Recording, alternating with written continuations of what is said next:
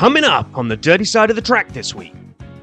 Major breaking story that we've kept under wraps until now. We are Canada bound in less than 1 week's time. And Rob does complex grandstand calculations. If you're in a grandstand, there's sum total of, let me just calculate this, zero coverage. Right. There is absolutely zero coverage.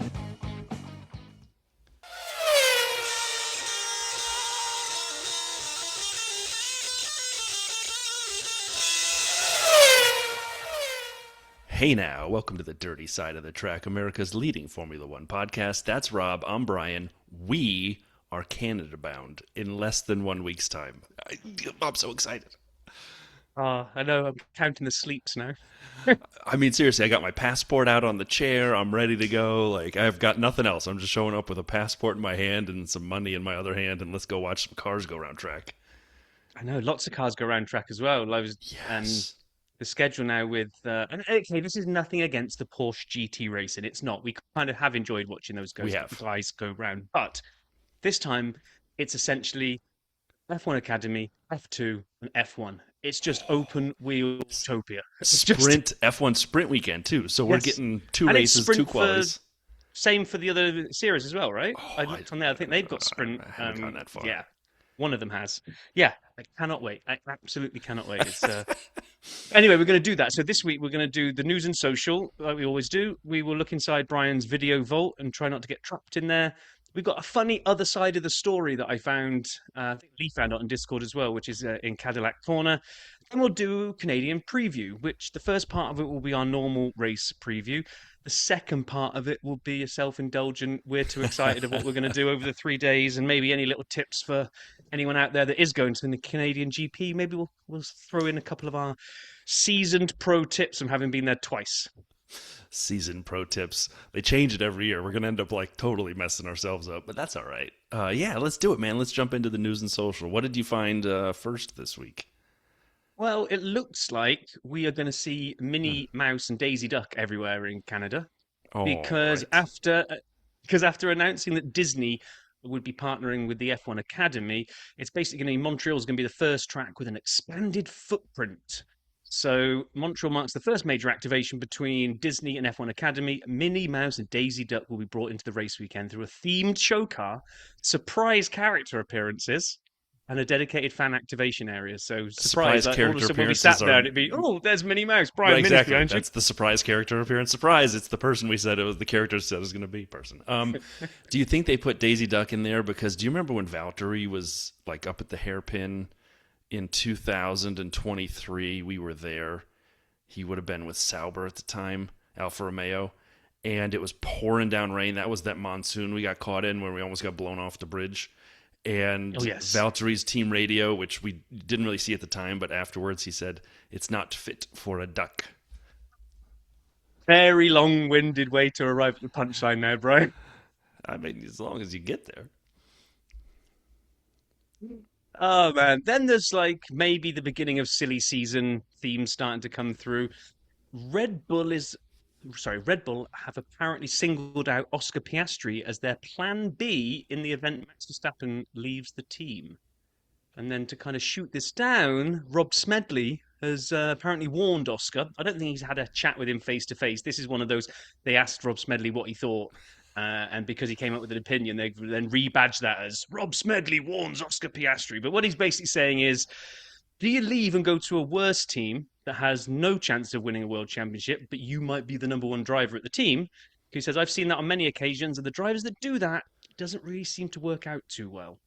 I was trying to think about this, about drivers that have left a clear number two spot to try and become a number one, and I think he's right. Like there's certain drivers that seem to be happy with their lot in life, that like they know they're a number two. Rubens Barrichello knew he was number two at Ferrari to Schumacher. Didn't seem to care because he's driving a Ferrari. Right. So, and it was race winnable car, so he would win the odd race.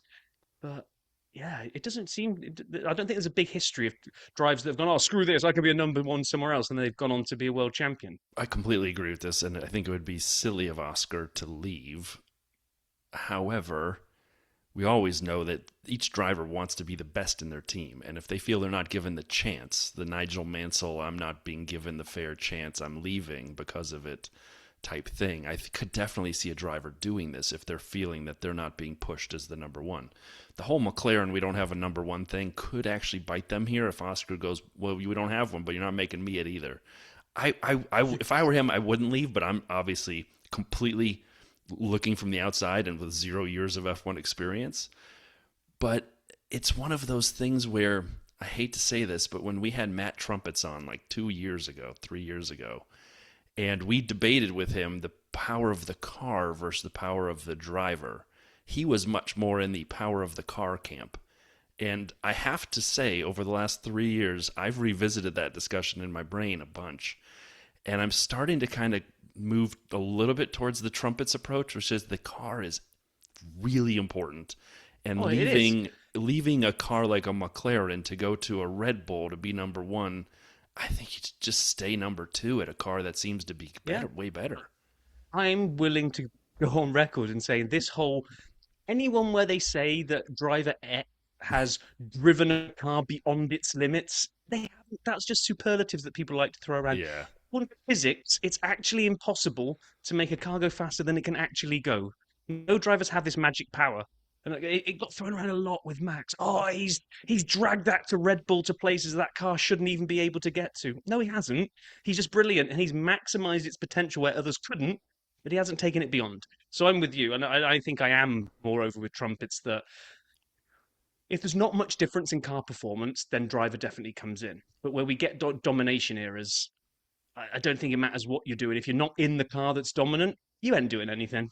I agree. And you know what? And you nailed it. Like when you go back, one more thing, when you go back to the number two driver idea, like look most recently at Mercedes when Lewis, after the Nico Rosberg championship, when Lewis just took everything, and he obviously had some before Nico, but 17, 18, 19, 20, and you look at those years. Look what Valtteri did when he replaced Nico. He was a world beater. Valtteri won 10 races and podiumed like a bazillion times, and he's an amazing driver. But I think we would both agree, and maybe we can ask Valtteri this weekend, it was the car what gave Lewis and Valtteri that edge, or were they just better than everybody else by a mile? It's the car, I think. It needs to be a blend of the two, because if you went and took a Latifi and put him in Right. Lewis Hamilton's Not going to work. Mercedes, it's not going to work. I'm going to let you cover the next one because you made such an amazing joke for the intro last week on the duo thing that this is all yours. Thanks. Great. The FIA has now confirmed that struggling manufacturers will be eligible for a duo following the Canadian Grand Prix, which is this coming weekend. So they'd said it was going to be the sixth. They would review it after the sixth race. They made it the fifth because of cancellations.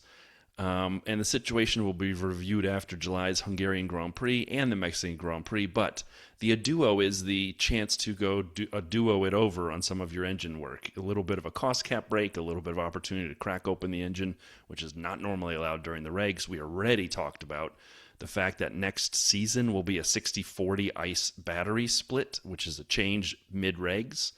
And we'll have manufacturers working to change that. So basically, teams that are behind significantly from an engine department aspect will have a chance to try to get caught up in season via a duo, and we're going to get a duo over in 2027 as they do go 60-40. So it's going to be fascinating. We're going to get into one other thing about Ferrari and their exhaust flap here in a second. I'm sort of okay with a duo. I'm sort of not okay with the Ferrari thing we're about to talk about, but we'll get into that in a second. And then this week there was all this stuff about regs and whether the drivers like these regs or not like these regs. So Hamilton in Miami had said that all the drivers, we work together, we all meet, but we don't have a seat at the table. We do engage with the FIA and F1, and F1 is often a little bit more responsive, but we're not stakeholders. We don't have a seat at the table, and that needs to change. Lando was asked about that this week, and he said, yeah, from first place to last place, we all want the same thing. We just want to go flat out and race closely. And that's the show that the fans want. We've spoken at the GPDA, which, who's the current head of Carlos. that? Is it George or is it Carlos? It's Carlos. We just talked about that last week. Sometimes I think we have to accept as drivers that we're blindsided to the externals. I think the drivers are getting this little swell of momentum at the moment where they're like, you've given us these regs. None of us really like them. We don't like driving these things. You've got, and this is the danger that F1's in at the moment. You've got and I mean this with the greatest respect, you've got the newer fans maybe that don't appreciate the older overtakes that are just seeing the stats and seeing, oh, we got a bazillion overtakes this year. It's amazing. And then F1 obviously are leaning into all those people and going, yeah, it's the best product we've ever had. Look at all these overtakes.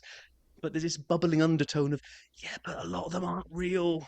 We just, we don't want this. So we heard last time that we've already gone from 20, I think next year they'll go 60-40 on the Yep. engine stuff. I think they know they went too far. And they're just trying to reverse out of this without, saving face a little bit, I think, Well, is what they're saving trying face to and do. also not just blowing up everything mid-season, saying we're doing a Yeah. start over. We're gonna have a second Yeah. championship for 2026. You can't do that. All right, Ferrari has this key aero aspect that they may lose starting next season. Which, by the way, I think it's being generous if they're giving them till next season. They have an exhaust flap that's within the gray area of the regs.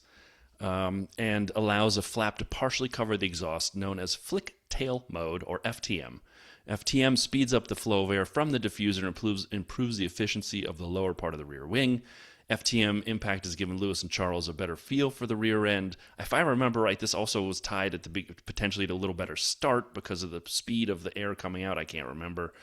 And so the FIA started considered banning this blown exhaust concept after seeing multiple teams kind of try to do their own interpretation.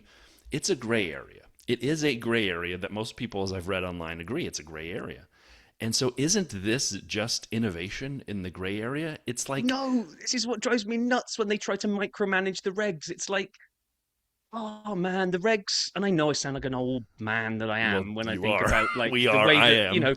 the way that Tyrrell were able to expose the regs to get a six-wheeler. Like we could Right. never see that happen ever again now because everything is so micromanaged down to the millimeter of a particular protrusion from a flap that you're like, aha, that's we must be mad. It's like it's an innovation race, guys. If they've come up with some cool way of using the rear exhaust to blow onto the diffuser and get a bit more downforce, as long as it's not illegal, let them do it. And it's like this whole, oh, but now we're seeing other teams have their own interpretation. Yeah. So everyone else is innovating. Why? I mean, there it goes back to the spirit of the law and the letter of the law. And is unless I'm confused, the FIA and Formula One, they publish the regs. They're not 5 pages. It's not just a spirit book that says loosely, here's what we're going for. It's like hundreds and hundreds, if not thousands of pages. And so they use the letter of the law. And if you're going to use the letter of the law and there's a gray area that doesn't say you can't do something, then that's innovation in my mind. So Yeah, I I agree. I think that's a big old turd sandwich. If I were Ferrari. Sorry, I had a lot worse words I was going to say. Anyhow, a random sap stat. Let's use a jingle for this one.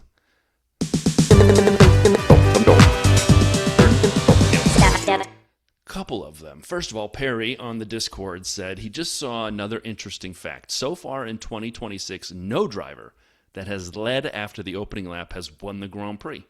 Some say that is good, some say it's bad. Perry just finds it fascinating. I do too. So, then there's a lot of rationale behind this, and people started discussing the Ferraris Ferrari quick rocket starts, ship, and then right, they lose. and Yeah. then Mercedes catches up. But we've seen Oscar, we've seen other people pull through, we've seen Charles, with some luck. But yeah, it goes to the second one here from Rebecca, which is the number of overtakes at each Grand Prix. So someone can get the lead, but then basically they're going to eventually give it to a Mercedes. However, as the way they do it, there's going to be a lot of overtakes occurring. So through the first 4 races, includes legitimate on-track passes only. There's no like pit lane shenanigans and pit stops. Australia 2025, there were 17 on-track overtakes. Australia 2026, 39. China 25, there were 31. China 26, 71. Japan 25, 15. Japan 26, 43. And that's where I think we kind of talked about, we became called the yo-yo after that because we started seeing them going back and forth. And then for Miami in 25, there were 21. And then in 26, there were 50. And you and I both thought that was a great race to watch. And so, it kind of gets back to the discussion overall that says if they're not legitimate overtakes, i.e. if they're battery powered, if you go by battery and then you out of battery and the next guy goes by on battery, are those 2 overtakes that are enjoyable? Yeah, because it's still wheel-to-wheel action. It's still, you're fighting in corners. It's not a DRS blow-by where they're giving you the spot because you're going by at 30 kilometers an hour faster and you got it well before the corner. Is it perfect racing? No. But I'm still here for it. Yeah, and what I'd add to that is that the first three races felt really, really artificial. And me and you were split. We were enjoying the fact that there was more Right. overtaking than last year, but at the same time, it hurt a little bit because we were like, "Oh, but it's just a Mario Kart mushroom. It's not real." And then we both agreed that the little tweak they made in Miami seemed to improve the qualifying product Yes. definitely, and seemed to actually make better racing. So I was Yes. expecting when this stat came out that Miami wouldn't have had as big a delta of overtakes as compared to the previous three, but it's pretty much it's more than double last year. Every single one has been more than double last year. I mean, China, wow, and actually, yeah, Japan three times. But I'm encouraged by that because I thought maybe we saw less overtake in Miami because they tweaked it. But actually, we've seen a hell of a lot more than last year, and it felt a bit more less artificial. I don't think those words make sense, but What the but if they heck can just keep happened? tweaking, if they can keep tweaking like this, then Yeah, I've still got high hopes for these regs. That I do too. it might not get to where we all want it to be, but it'll be. We won't get the pure yo-yo Yeah, we effect. haven't turned this into a pickleball podcast by any stretch yet. We're still an Not yet. F1 podcast. We did one year threaten to do that. Well, after Max's domination in 23 in the RB19, we were very close. We ran out of things to say. We did. Last stat, and I think I found this, but I can't remember because it's been a long week. Fastest pit stops in F1 history, sub 2 second pit stop club. And if someone sent this to me, my apologies for not giving you proper shout out. There have been 43 pit stops in the history of F1 that are under 2 seconds. So 2 seconds does not count, but under 2 seconds. And basically, half it's Red Bull. And so you have to give them credit. You have to point out the fact that Red Bull has worked their butt off to make sure that every millisecond they can control, they Yeah, win. This is not luck. This is not some strong mechanic on the left front jack who's better than everybody else. This is the coordinated, orchestrated team effort to make sure they're better than everybody else at pit stops. And that matters. So I got to give them a ton of credit. The fastest is still a McLaren at a 1.8 second flat. Red Bull's coming in next at 1.82. You see some, like I said, McLaren's in there. You see some Ferraris sprinkled in throughout, and 4 of them in the top 43. But there's one team that surprised the living crap out of me that had 3 stops in the top 43. 3 stops under 2 seconds. And I've already named every other team. Red Bull, McLaren, and Ferrari. No one else except this mystery 4th team has ever had a stop under 2 seconds. Is it Mercedes, you might ask? Nope. Well, who could it be if it's not Mercedes? Williams. Williams has 3 pit stops that are under 2 seconds. I couldn't have guessed this in a bazillion years if you'd given me 9 more teams. I would have been a caddy before I'd gone to Williams. and it's just a random stat you found. There was nothing tying to this season. Like, it's not Nah, that the Williams ones have all occurred this year or anything, and they've no. just entered the club, right? Just a random stat. No, it's cool. I was I didn't know surprised that. by the Williams. I'm like I am reading as this. well. I'm Yeah, like, yeah. I did not expect that. With that, let's go to the video vault.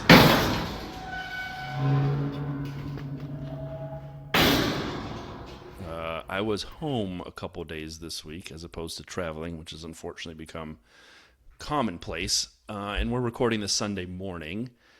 And so Max is finishing up the 24 hours of Nürburgring as we speak. Unfortunately, I believe I read just before this he had a drive shaft problem, or not he, his co-driver. And I think the car was out, or they're going to try to repair it.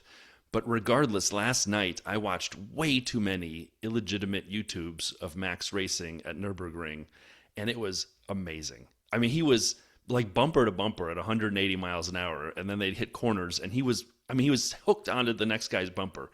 And he passed one driver. I forgot the gentleman's name. It was a guy. He passed one driver, and the driver actually said, "Doot, doot, doot, Max Verstappen," as Max passed him. It was great. So for all the Max fans and any really just hardcore nerd racing fans who were watching this, I watched a lot of it too, like I said, as people uploaded their own YouTubes. Because in the States, it was blocked unless you paid. And my VPN isn't on the TV I wanted to watch it on. So I'm like, I didn't watch. But I watched the clips. It looked like fun. And Lollipop Man got in on the action. He had their Nürburgring, 3 minutes, just a little joke about Max going to the Nürburgring to race and Kimi wanting to go. So if you haven't checked it out, check it out. It was kind of neat to watch that.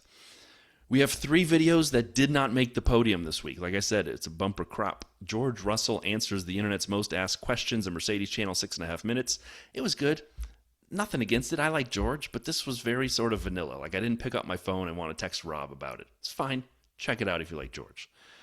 Gianpiero Lambiase and Max Verstappen's most iconic radio moments, Formula One channel, 10 minutes, pretty solid. Again, I'm not sending a text to Rob or anyone else about it. If you like GP or you like Max or you like Team Radio or you like Red Bull, check it out. But if you don't, you can miss it.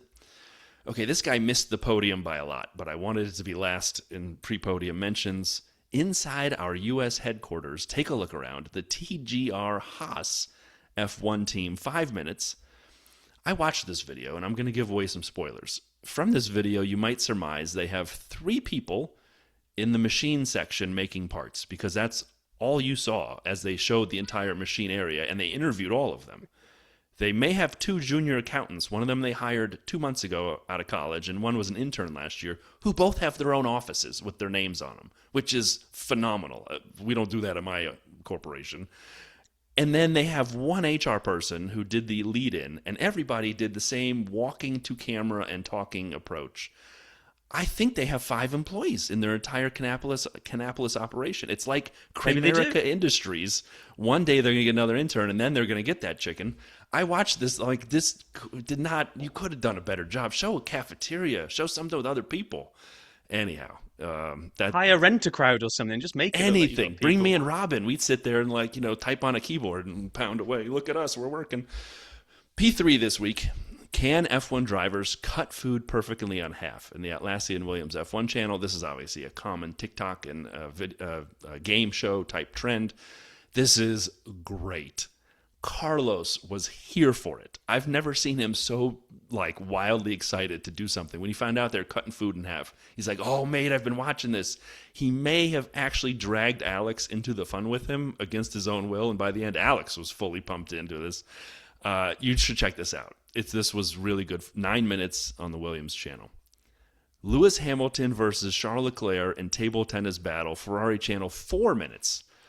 Once again, drivers being so competitive, they took this super seriously. And they're still on the ping pong stuff. This time they have a proper table. But they did not bring back the chopsticks, which they wanted. If you remember, we talked about this. I think it was after one of the Asian races, and they were using the chopsticks, and they loved it. And they said, let's do this again. They didn't. Marcus Brownlee was there, who's a massive YouTuber. Never introduced him. They just put his name on the bottom for a second, and he just was the 4th player. Like, why is he there? No one told us. Okay, that's weird. And then Fred was the other player on the team, and they just took it too seriously. Charles is literally yelling at Lewis, come on, LH, come on. He just keeps calling him LH. And then Lewis was kind of stuck in this ficus bush tree plant thing in the corner, and they switch sides, and Lewis yells at Charles, no, you can be stuck in the bush. And it was like they were really going at it. But then the coup d'etat, and the coup de grace is really the word I was looking for, Fred, he had some smoke. I mean, he just, boom, some spin. Right, okay, so you saw this? I watched this, and I was looking at your notes right now. I'm glad you mentioned the other dude, because you said he barely had a mention. I was like, well, he had equal camera time as everybody else, but you mean they never introduced who he was? His name went across the bottom. No, he's a massive YouTube star. They could have made it Marcus Brownlee. I had no idea who he is. Okay, yeah. No clue who he was. It's just, like you say, it was like they needed 4 players. Just grabbed the nearest dude and said, right, you're playing. Right. But you said on Fred teaching them all. So I was waiting, and for 4 minutes, Fred sucks. Can't play table tennis at all. He's awful. Then he makes one power shot at the end. But to say that he's teaching them all, I don't think he is. He's not a very good player. All right, well, we'll let everybody decide. I enjoyed this. I really enjoyed Charles's 3 in a row attempts to do the real high backspin shot and misses the table every single time. And the final time he does it, Fred just cuts him side eye. That is just like, never do that again. There's one where Charles gets so into it, he actually takes the middle of the table, and Fred is pressed against the wall behind him, making a face like. Well, there's one point where it's just Charles and Lewis. The other two just sort of set back and go, I guess we're not needed then. Wild. I enjoyed that way more than I should have, and that's why it was the second step, but the first step. And this, we had some people on the Discord talking about this. Carlos Sainz his first laps of Spain's new F1 track, the Formula One channel, 21 minutes, so it is longer. They go around the Madrid. I still hate the name. I don't know why. I can understand you put the word ring on it, and it's like a track, and it's Madrid, and there's an RI at the end of it, so they just took off the last D and put it ring, Madrid. And so, I gotta say this. First of all, Carlos was having so much fun. Like, So much fun. And he actually said, when I have fun driving a car, I apparently drive with my mouth open. And then after he said this, the whole rest of the time he drove like this. And I'm watching it. I'm here for it. Lawrence Barretto should get an Oscar for his acting because he was acting scared the whole time. A little bit real at times, but a little bit fake. They were driving I at like 12 miles an hour. at first, yeah, at first they were. But the track grew on me a lot. You didn't like it? Talk to me. No, I think when I saw this, I think we're hey, I'm definitely going to give it a chance the same way that we thought when we first saw the upside down pig for Vegas. We thought Yeah, it was yeah. going to be a disaster, and actually, year on year, it's got better and better. And I think it's not the best track on the calendar, but it's definitely not the worst. Oh, yeah, not Vegas the has worst. given us solid racing, right? Yes. So this one might. But this was a video that could have been 5 minutes. There was no need for 21 minutes of This could have this. been an email. It was blatantly, and again, I know why they had to do this, but it was blatantly a let's talk up this new track because it's on the F1 channel. So let's say nice things about this track. Everyone smile and say yay. Um, I worry that the only two bits that will actually be any good are the banked corner and the chicane area. Everywhere else just looks a bit bland. It looks like an industrial estate. I hope they've got 3 months. They're going to put a whole bunch of stuff in there to make it look good. And I know aesthetics shouldn't matter, but if Spa was a parking lot, it wouldn't be held in Yeah. high esteem as if it's going through the forests, right? So I just looked and I thought, I don't know, they over like. Oh yeah, but Baku has got these 90-degree corners, but these ones they're not quite 90. They're a little bit rounded. I'm like, you're overselling this, guys. But I'm willing 100%. I want it to be successful. I want it to be a good race. I just felt that these two had been told before they got in the car, no, no detrimental comments whatsoever. You've got to make out this is going to be the best thing in the world ever. But Carlos was legitimately excited to be racing his home city, so I did like that aspect. That Yeah. he obviously loves the fact it's where he grew up. So Totally. good for him. I would disagree with you a little bit. Do I think the part that goes through the warehouses and the conference center looks great? No. Do I like the fact that they make 90-degree turns around the corner of the building? No. It feels like that literally feels like I made a track at home on the floor and I'm running cars, matchbox cars around it. Baku has character. It's the old city where you have the 90 degrees. You see a castle. Yep. You have old men in their undershirts and their balconies watching this. I don't know what we'd have here. So I'm not wild about that part. But the fact that I didn't really appreciate that half the track is really more wide open. It's not city circuit. It's not street circuit. It's just track. They had space. And that's where they made that La Monumentale, which is the massive bank corner where you can always see the sky. And I'm just worried that's the one part of excitement for the laps. I think the whole back of the track is going to be pretty cool. There were a couple times where you crested hills and all you saw was the sky. Anyway, I'm a little more optimistic than you, but I think we're both looking forward to watching it this year. Yeah, I want to see it, and I'd like to see it succeed. My little skeptical side is kind of saying, I don't think it's going to be great. But never mind. Let's shut the video vault up and stroll over to Cadillac Corner without tripping on the curb this week. It's Cadillac Corner. It's Cadillac Corner. It's Cadillac Corner. I will let you kind of escort us around the corner this week because you found this, but I know we both talked about this with Paul, not just on the pod, but as on WhatsApp. So I'll let you kind of walk us through, please. Yeah, it was. I think we sometimes forget that Paul works for Valtteri. And I know we don't forget that, but I'll explain myself. When Paul came on and did his Miami review, and I can't remember which one it was. Was it the Saturday night? It was the Saturday review, I think. He said, oh, great day. Well, car got stolen. And that was it. Didn't really make anything of it. And in my head, I just thought, well, Paul's car got stolen. And then I forgot the whole link of, well, if Paul's car got stolen, Paul probably drives, or at least somebody drives, and that's probably Valtteri's car as well. As it turned out this week, we had Valtteri was on the What's Next podcast, and he said, got back Friday as normal, drove our car into the driveway, early to bed, car keys inside the house, car is locked, everything's good. Wake up Saturday morning, I'm in the shower about 15 minutes before leaving for the track, and then Paul Harris, Pit Lane Paul gets a shout out, Paul Harris calls me, and I'm like, hello, why are you calling me? I'm next door. And he was like, oh, I was just calling to ask where you went, because, the car's gone, so I assume you'd left. And they both went outside and couldn't believe it because the Escalade had been taken. And there's more to this story. Not only, Paul's little snippet of the car got stolen. Not only was the car stolen, Valtteri's paddock pass was in the car. So the FBI got involved to actually track this down because it became a security incident of Valtteri's car's been stolen. There is now somebody running around there that has access to get into the paddock. They could just stroll straight in. But apparently they Lance found Stroll straight in? FBI. Lance strolled in. FBI quickly tracked the car down. It was found in a high crime area. And then they were allowed to joke about it a little bit. And Valtteri was like, well, he had an opportunity all day. He could have got the VIP parking. He could have walked into the paddock. He could have signed in. He could have gone to the team. But it all turned out all right in the end. I just found it just intriguing that we heard the other side of that story through the press this week when all we got was a little soundbite from Paul of, yeah, car got stolen. Totally agree. I totally agree. That was fascinating. And like you say, it was also on What's Next, the Paul Ripke Valtteri podcast. They had that on there too, which was fun. Anyway, that was interesting. Let's hope that doesn't happen to them in Canada or us in Canada. We don't need your rental car getting stolen. Well, talking to Canada, we should do a Canada preview. So, Yes!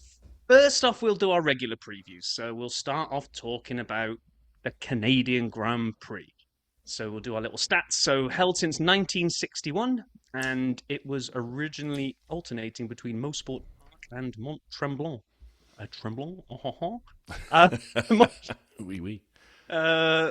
Mosport had some significant safety concerns after the 77 Grand Prix. They wanted to move it to Toronto.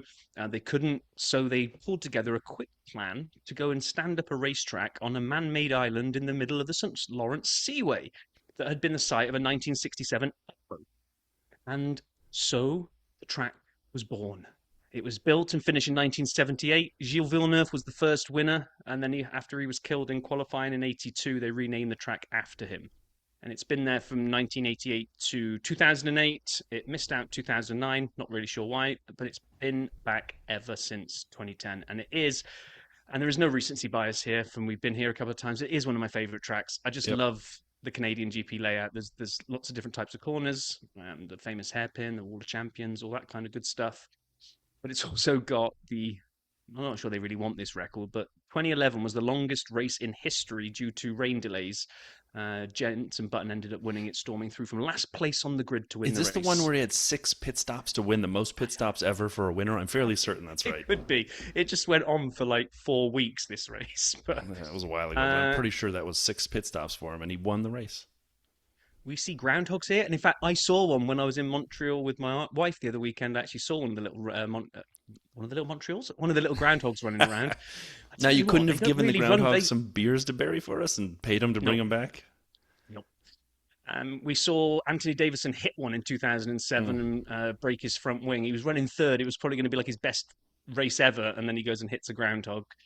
And then I already mentioned the Wall of Champions. The reason it got its name was back in 1999. Damon Hill, Schumacher, and Jacques Villeneuve all crashed into the wall at the end of that chicane. It's also claimed a few others. They're not champions, but, the more lives it claims, not literal, car lives, the more its reputation grows. So we've had Montoya, Sainz, K-Mag, Button, and Vettel. If we named everything that K-Mag crashed into, there'd be named walls everywhere. But by the way, for everyone's benefit, K-Mag in Canada is known as Magnussen. Wow. Very bizarre pronunciation of some of it's the dude that does the radio. Well, not the Track radio, TV. the TV commentary. Track TV, that's the word I was looking for. He has some great pronunciations that we latch onto. So it's a shame that we'll have no Magnussen racing this year. But we'll still have Sainz.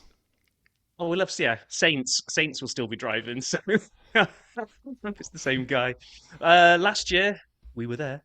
George was on pole ahead of Max and Oscar. Lando was down in 7th. Little fun fact, Isaac got a 3-place grid penalty that dropped him down to P12 on the grid, meaning that he became our friend and sat right in front of us. So we waved at him, he waved back, said, I listen to the Dirty Side every week, I got you. That's what I heard in my head. That's what I heard too. We saw George convert his pole into a win ahead of Max, and we saw Kimi get his first ever podium. No McLaren's up there, though, and definitely not Norris, because something else happened right in front of us, didn't it, Brian? A massive crash that was the talk of F1 for quite some time when Lando made an ill-fated attempt on Oscar right in front of us. We saw Oscar go by Lando right up his trumpet. You could see him kind of jink to the left and say, I'm going to take you on the outside here of this gentle corner, but going into turn one, I'm going to cut, kind of cut into the inside.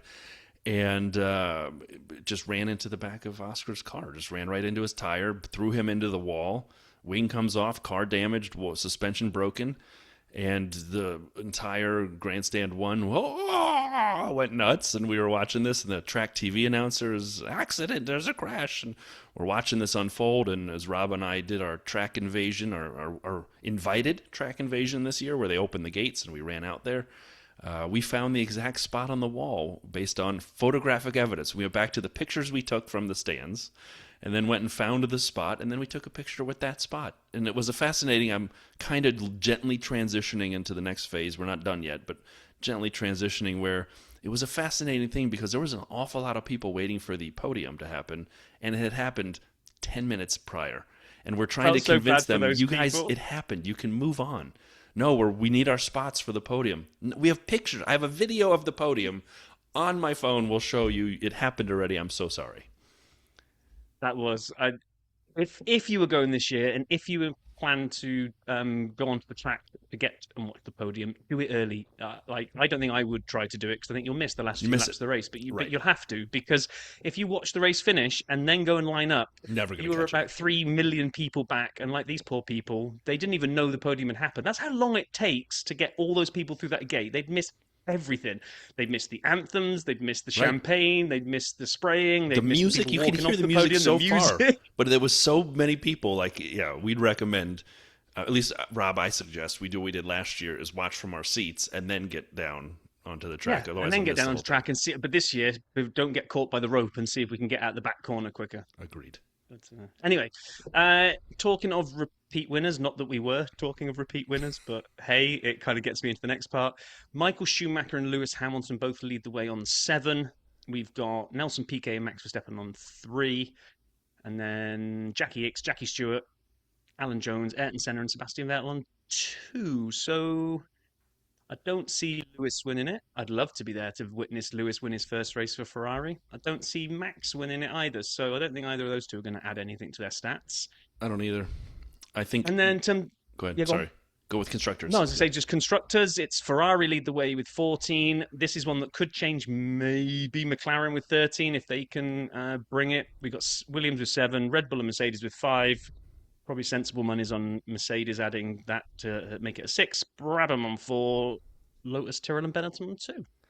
So before we talk a little bit about what we expect and what we'll be doing, one last note. We were there for our first ever race in 23, and I still think, and I was just Googling real fast. I couldn't find if it's a record, but the number of championships that was on the 23 podium when we were there. And we had slightly different seats in 23. We were a little higher up and a little closer to the podium. So we just stayed in our seats for the podium. Max won. Fernando Alonso was second. Lewis Hamilton was third. And Red Bull sent Adrian Newey up as the team representative. Oh, yeah. Most goated podium ever. Right? I mean, it's got to have been the most goated podium ever. And then we were there last year, as you already said, for Kimi's inaugural podium, George's win. It was, man, I do think we're going to see, transitioning a little to what we expect, a little Mercedes action, because they brought like 2 upgrades to Miami and they have like 10.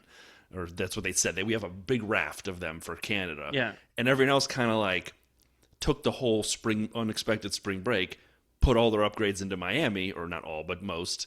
And then they're like, well, we won't have quite as many in Canada. And Mercedes is like, oh, we will have a lot in Canada. And they were already doing all right. So people caught up to them, in my humble opinion. We had some pretty tight McLaren and a little bit of Ferrari battling with Mercedes. But now I think we may be back to sort of the Australian aspect where we may just see Mercedes twiddle off at times. Only if the upgrades work. Only if they're right. Only if they're There's not no guarantee downgrades. of that. So correct. You're right. They don't have to be downgraded. They're just normal grades, as you were grades. Yeah, exactly. Who knows? We've changed the color of this item on the car. Will it be faster? No. Right. Okay. So as we said, this week will be travel week on Friday for us to get up to Montreal. I'll be leaving bright and early, probably 5:30 a.m. to drive up to Montreal Airport to pick up a certain Sat man who hopefully his flight is going to be on time. Yes. And then we will we won't rocket ship over there. We will drive at the regular speed limit to allow us to get to our Airbnb, dump the You car, think the police dump are the listening? bags. The Yeah, it Mounties? might be. They might be. And hightail it over to the metro to the island to get there to hopefully make it for Formula One FP1 at 12:30. We're going to miss. I already know on Friday we're going to miss the F1 Academy practice session and Formula 2 practice session. Oh, Those definitely. two, those two practices are not being watched. But once we I'm get there, hopeful we catch some of FP1 for I'm hoping we'll F1. get almost all of FP1. Hey, we're gonna need to get real lucky. If I How much land at time do you 10, land? Like 10:30, 10:40. 10:30. It takes about half an hour to get over No, to. last year was an hour to get to No, it the. wasn't. Yes, You traffic just was brutal. no, it wasn't. And we made it. We made it last time. It was already going. We watched the cars going across the We bridge. missed about like 3 minutes of it. Come on, Brian, optimism. I mean, So we're I going to am get there. optimistic. We're going to see all of FP1, and then we have Formula 2 qualifying session after that. Oh, it's right Then we've half an got hour after. This is great. Yeah, I know. We're going to get F2 qualifying. Then we got a little bit of a wait, about an hour, I think, or maybe a couple of hours until sprint quali, and then F1 Academy quali, and then drinking beers. Cannot wait. Drinking beers with Paul, hopefully. We'll have to Hopefully, see how if that he's pans out. available. Hopefully, we Uber our way into downtown and get some food, Our get some usual Friday beers. night attempt at finding anywhere to eat, and that's usually impossible on Friday night. And so we end up usually eating at a bar, which is fine. It's fine. But yeah, if we can meet up with Paul, we'd love to see you. It was great the last 2 years we've been able to do that. Saturday, full day at the track, just the best. And now, and again, I'm with you. No slander on the Porsche GT Cup or the Ferrari, whatever we had the first time. Those were great. But when you watch like Academy, when you watch, for me, the F1 and the form, and now with F2, I'm so excited for this. So we get there bright and early at 9:45. We have the opening Academy race. So we really got to get a move on to get there early. So that's fine. I have no problem. We'll go early, get there, be there all day. We have a little break. It's all really going to hinge on how long you take to shower. Let's be fair on this. 100%. Well, we also got to figure out how we make our sandwiches. So if that's your time to go marketing and sandwich while I shower, then we'll figure it out. F1 Sprint follows the Academy opening race. We then have the F2 Sprint. We have then F1 proper quali at 4, I believe. So we're really running it late into the day at this point. And then the F1 Academy reverse grid race, which I love this idea, and I love that they're trying it in the Academy. But it's at 6 o'clock. So, I mean, that's a full day. 9:45 to 6:30 is filled with racing and beer drinking and a lot of fun. I'm looking forward to that. And then we will have to get ourselves ready to go again. So Sunday, we have got the F1 Academy feature race. We have got the F2 feature race, and then a little something called the Formula One Canadian Grand Prix later on in the day. That's going to be full on day as well. And then we will try to fight our way out of the circuit, head back to the Airbnb, get our dancing shoes on, dancing, and head over to Crescent Street for one or two beverages and see what they've done to Crescent Street this year. I'm assuming it's going to be the same thing. They're going to shut it all down. It will be all the food trucks and the stands and the cars and the live music and plentiful amounts of beer. So, first off, before we get into any tips, I can't wait for Crescent Street. Always a good time. I'm just being very honest. Rob and I are there not as podcast hosts. We're there as race car nerds, and so we don't take notes during the day. So we're just watching like a fan would. And so I will be completely honest. Our Canadian recap is not always the most insightful. Like we haven't really dissected what happened. Now, when we saw a crash happen in front of us or something, of course we remember these things. But do we have notes that discuss all of the key items that happened? No. So give us a little... We'll call it directionally correct. Yeah, correct. I nailed it. So give us a little dispensation on that this year. And it'll be late because we won't do it until we both get home on Monday, is my guess. Because I'm not bringing my laptop and mic like we tried to do the first year. It just didn't work.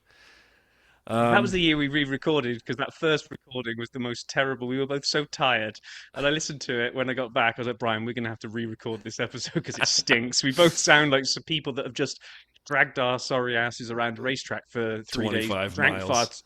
drank far too much, and then tried to get up the morning after the race and record a podcast. We sure did. But we will have some really great insights from being there, and your boys are going to have fun. So you'll have fun listening to us chat about it. I promise. It'll be a great episode, but it won't come out till Monday night in the States, Memorial Day in the States.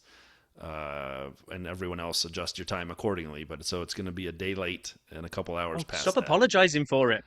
I'm And so sure then people will be happy that with it. here's what I'm excited. Here's some pro tips. Invest the time the first time you take the metro to get the weekend pass.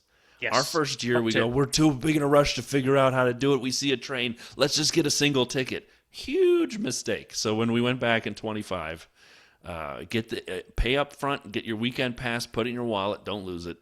It will save you an hour at least if by doing that. At least. An At extra least minute trying then. to get back through that metro station to go through the ticket purchase line. Oh, that was like the 9 circles of hell. It was horrible, and that cost us an hour the first time we did that. So get your pass in advance. You can bring a water and food to the track with you. So I usually bring a bottle of water, and Rob will go get some ingredients, and we'll sit there and mass produce turkey sandwiches or ham sandwiches or something, wrap them in foil, throw them in our backpacks, some granola bars or Rice Krispie treats or whatever. You're allowed to bring that in. And then I'll fill my water. There's water filling stations. You can go run and get it filled. So you don't carry like a big bunch. Just bring one bottle, and you can bring it empty if you want and fill it when you get there. But they have really nice water filling stations, and the lines move pretty good, even when it's long. It's a couple minutes at most. And that's a nice little break from the $11 beers, which we drink way too many of.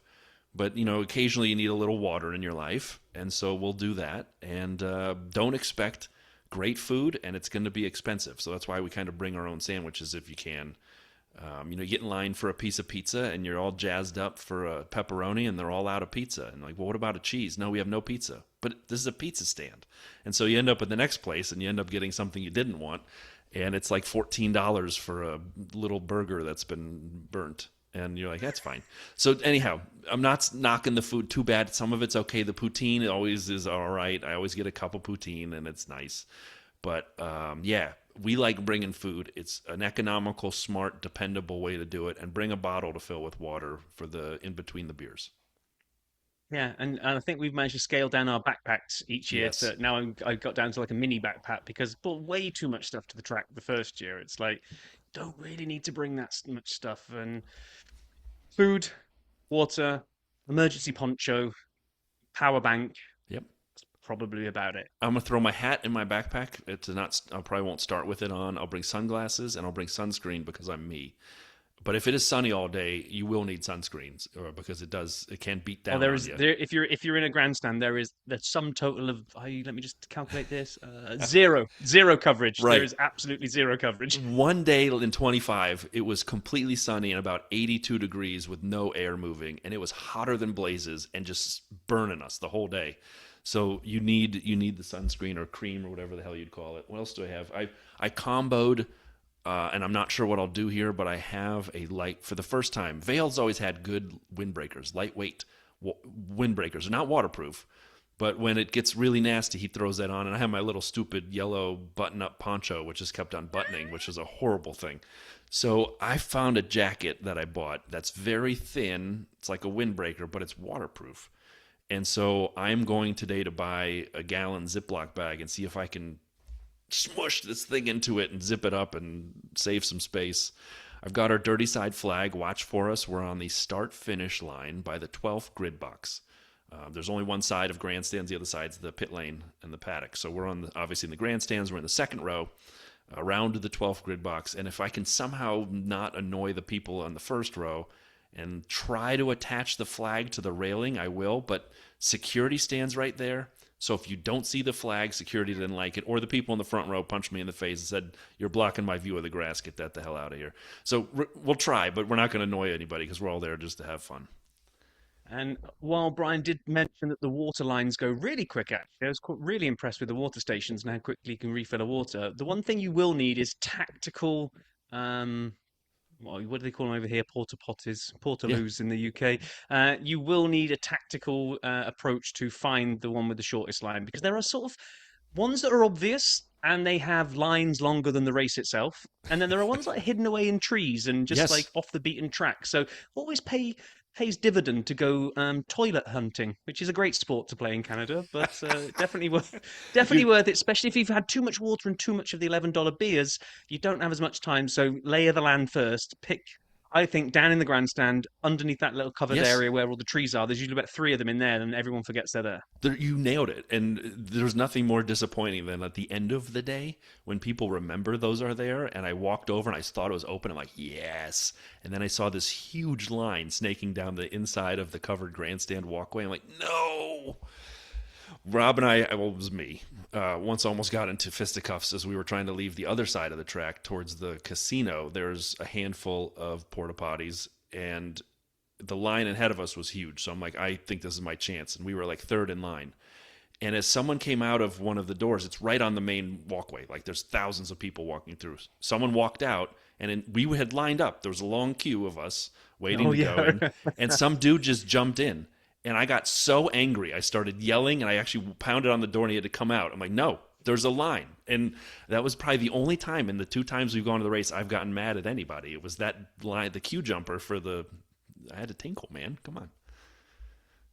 Yeah, so I'm looking forward to those little things. I know the race. It'll be great to be there and great to see all this race in action. But actually, what I love coming away from these weekends is the stupid little stories of stuff that happens to us in and around either in the race or when we go out for beers. It's just a good weekend. So I'm really looking forward to this. I know it'll be over too quickly. It'll be next Monday before we know it, and it'll be another thing in the rearview mirror. But I just can't wait. Cannot wait. So. Rob makes fun of me every year I bring earplugs, and I've never used them.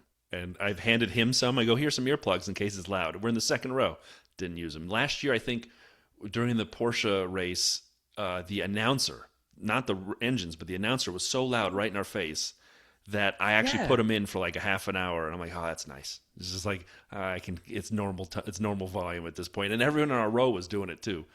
So I'm still bringing them. I barely used them, but you never know. Right. Well, I think on that note, I think it's time to button up the excitement and just look forward to packing later this week and heading up to Montreal, enjoying the race, and then trying to cobble together a podcast on Monday. I, I can't wait. I am seriously more excited than I can describe. Rob, I look forward to seeing you Friday morning in Montreal at the airport. Everybody listening, thank you so much. As always, subscribe and listen for next week's amazing episode sometime on Monday. Be well, everybody.